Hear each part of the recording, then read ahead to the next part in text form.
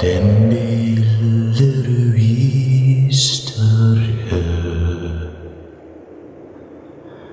den lever og Fylgjur, den ryger stad, gjelder unik. Sköldar dårar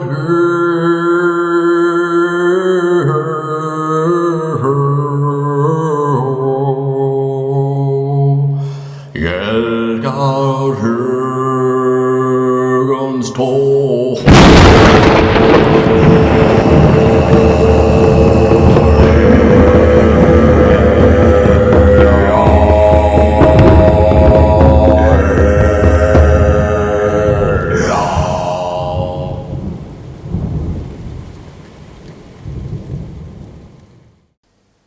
Hello my dear friends, how are you? My name is Arith Härger and today I'm going to talk about totemism and animal totems in the Norse culture. This video is part of the Vikings religious symbols video, but I thought it would be better to make a video solely focused on totemism in the Norse culture, because this subject has more tribal, primitive and shamanic understandings than the religious symbolisms I've presented on the previous video. I will divide this video into two parts. First, I will give you a more historical and archaeological approach to animal symbolism in the ancient Nordic cultures, and then I will speak about totemism in the Norse culture. So my dear friends, let's get started. At first glance, the most predominant animals represented in the Norse culture are the bear, raven and wolf. These three animals are the most mentioned in the literary sources and all of them connected to Odin, as this perfectly good example of a 9th century figure found in Denmark in Leir. Odin in his throne, Fluidscape, with his two ravens, Hugin and Munin, and his wolves in the back, Gary and Freki. The wolf and the dog are usually the companions in soul journeys to the other world in votive rituals dedicated to specific deities, most often Odin, to call upon the deity and offer as sacrifice such animals because they accompanied the victims of human sacrifice into their journey to the afterlife. Dogs and wolves are connected with the warrior ideology, especially for the berserker groups, a group of young unmarried men who specialized in the art of warfare. Several generations of warriors combined the name of battle terms with elements related to dogs and wolves, also referring to the initiation of young people into the martial world. Although the berserker were warriors much more connected to bear cults, but the very first warrior cults were connected to dogs and wolves, ancient Indo-European wolf rites. I have a video precisely about that. In Northern Europe, these wolf rites and wolf warriors continue to exist, although at a certain point in Scandinavian history there was a clear division between warrior bear cults and warrior wolf cults. The bear cults started to be the official elite warriors of the Norse society, while the wolf cults started to be exclusive of outcasts. I do believe that the Hulfednar, wolf warriors, progressively stopped being elite trained warriors and became unofficial troops, mercenaries. There is this possibility that outlaws, murderers, criminals of all sorts who were cast out from the society started to form their own groups of warriors, precisely doing the same thing the original wolf warrior cults did. Young warriors who abandoned society and adopted the characteristics of dogs and wolves and became wild in nature. The Wolfudnar might have been wild groups of warriors and later became elite warriors accepted by the society, only to be put aside once again and offer their services as mercenaries when they became outlaws. More or less what happened to the medieval religious military orders. They were accepted and had great power when it suited the nobility, and were outlawed and forbidden to exercise their duties when they became an inconvenience to the nobility. Birds. Birds of prey such as hawks and falcons are traditionally symbols of aristocracy, while the eagle is an emblem of power. And ravens, of course, not just related to wisdom, but as birds related to death, carrying the dead into the afterlife. For instance, we have this example of a pendant demonstrating two ravens metamorphosing into the horn tips of a bearded figure, which demonstrates the continuity of ancient pre-Viking cults in the Nordic area. You see, in prehistoric times, birds of prey were often related to death and the journey into the afterlife, but these sort of beliefs are much more evident in pre-Celtic cultures of Western Europe along the Atlantic. We have many representations of warriors dressed as birds and with bird heads, representing the fusion between warrior cults and death rituals and the entire afterlife perspectives of warriors being carried into the afterlife by birds.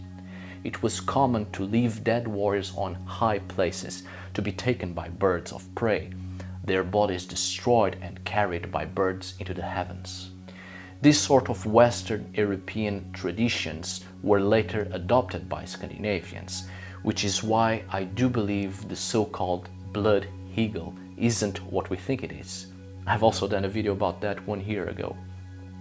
It's quite possible that the description of the blood eagle being a gruesome way of punishment and execution was in fact an exaggeration made by Christians to amplify the fear people had of those terrible hidden Norsemen coming down the frozen wastes to devour poor innocent Christians.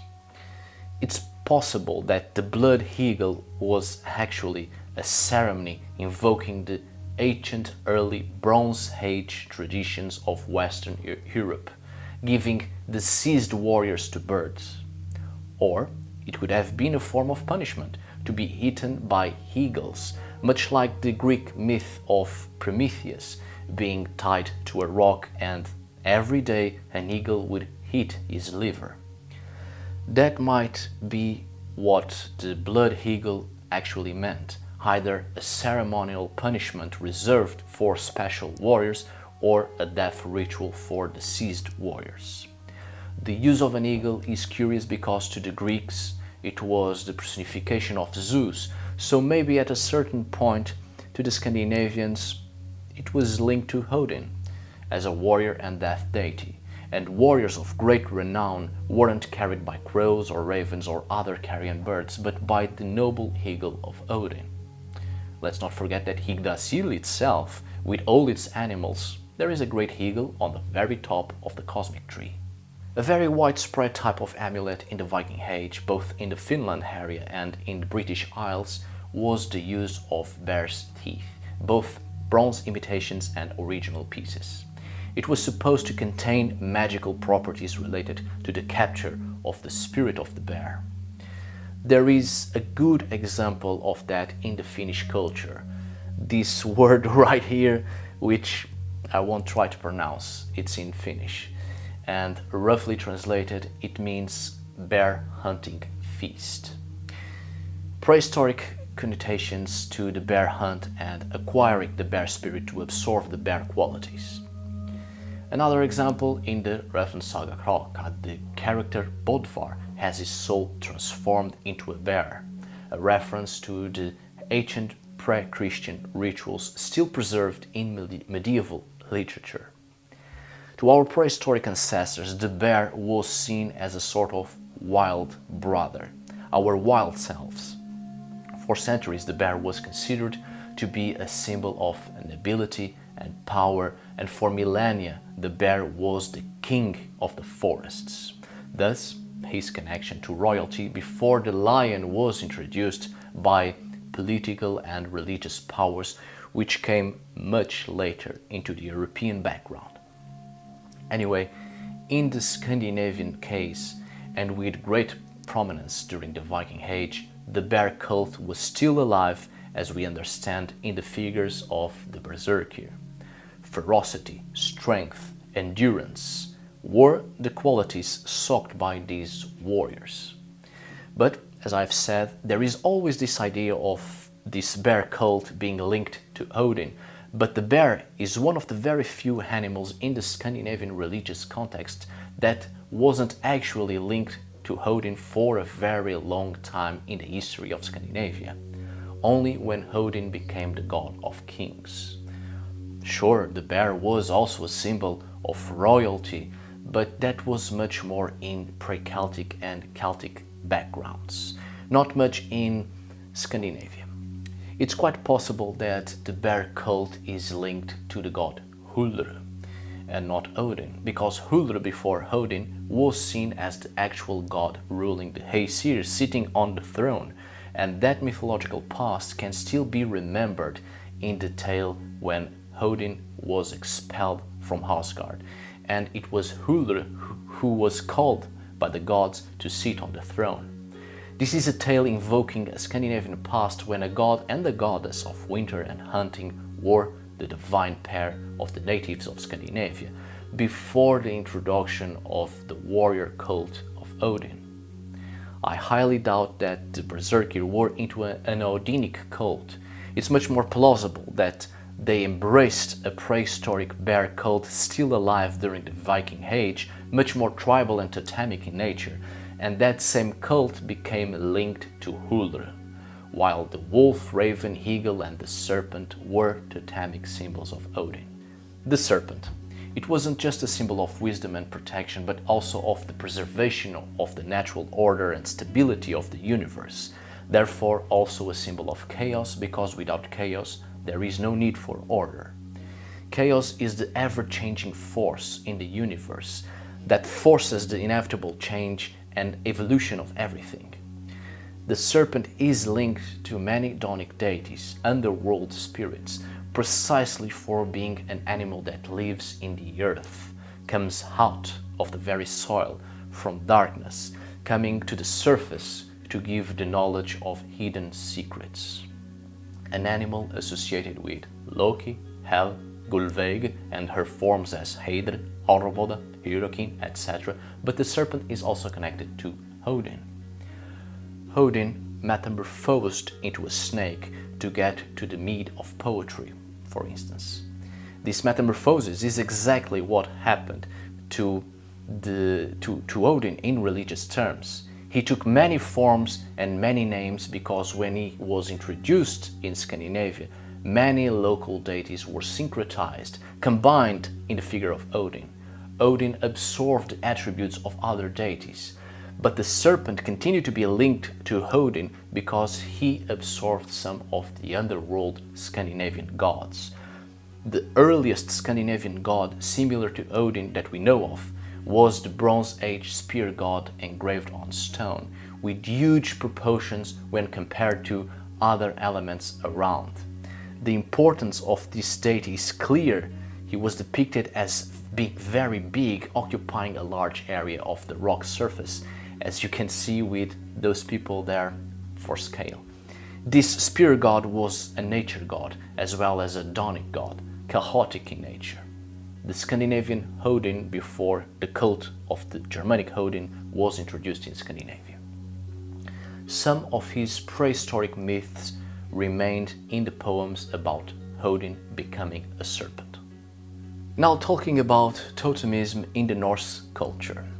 Totemism in its spiritual essence is the term to refer to the relationship of spiritual bond between a human or groups of humans with specific animals and plants. The animal totem is generally understood to be an ancestor, a guardian, a spiritual entity who provides something positive to the human or humans it's bound to. And In the Norse culture, the animal totem is intimately linked to the spiritual self, meaning that it's not just an entity we can call upon like a god or a goddess, but a spiritual entity that it's part of us, directly connected to us due to also being an ancestor. To the pre-Christian Norse and certain Germanic groups, Totemism is manifested in both animal helping spirits and animals of military groups incorporating shamanic practices and trance techniques, such as we have seen before in the Berserker and Hufvudnar. Let's start by addressing the Fylgjur. I'm sure you are familiar with the term. Fylgja meaning follower, or also fylgjukonna, something that fetches. This term can be better understood if we remember that in Seidr, the practitioner of Seidr is capable of sending forth its mind in the form of an animal to do something, to catch, fetch, bring back, the embodiment of the will of the practitioner of Seidr to physically do and attract things. And most often this embodiment of the will comes in the form of a cat, also ravens. In general, we are talking about familiar spirits which later came to be understood as the pets of witches. In the Norse tradition, the Fylgjur are spiritual entities capable of being controlled or helping someone because they are attached to the self, being part of ourselves, but at the same time spiritual entities with life of their own individual existence. The Norse concept of the soul is complex and divided into many parts, and certain parts are influenced by our ancestors and other spiritual entities, which is why the Fylgjur are part of our spiritual self. In Old Norse literature, the Fylgjur are only seen in dreams or by people capable of seeing them with supernatural powers. They appear in the shapes of women or animals, but are a sort of doppelganger of the person and can act on behalf of the person or appear instead of the person. Upon a person's death, the Fylgja leaves the person and becomes an independent being. So it's not like the concept of soul in the Christian perspective.